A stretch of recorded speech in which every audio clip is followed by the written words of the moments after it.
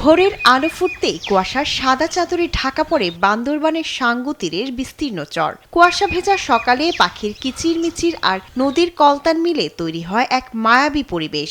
তবে এই শান্ত প্রকৃতিতে প্রাণের স্পন্দন ছড়াচ্ছে চাষিদের কর্মব্যস্ততা। বেলা বাড়ার সঙ্গে সঙ্গে সূর্যের সোনালি রোদ যখন বালুচরে পড়ে, তখনই শুরু হয় মাটির নিচ থেকে গুপ্তধন অর্থাৎ বাদাম তোলার কাজ।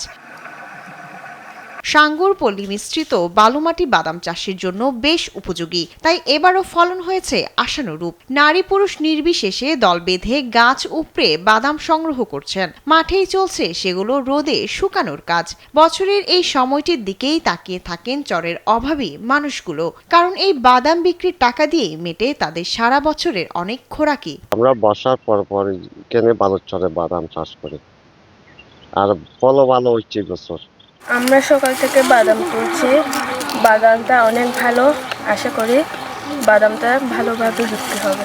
এটা চাহিদাও আছে, এটা বিক্রিও ভালো হয়েছে। এবছর আশা করি আমার কিছু লাভ হবে, আরো লাখ 1.5 লাখ টাকা আমি বেচতে পারবো, মোট 3 লাখ টাকার মতো বেচতে পারবো।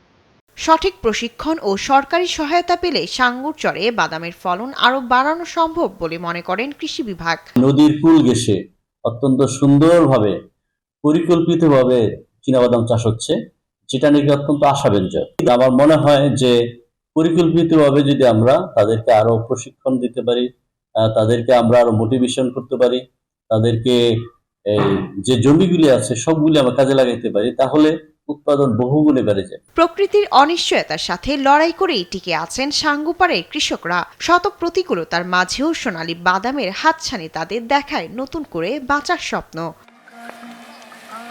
শায়লা খান, নিউজ ডেস্ক, দেশ টিভি।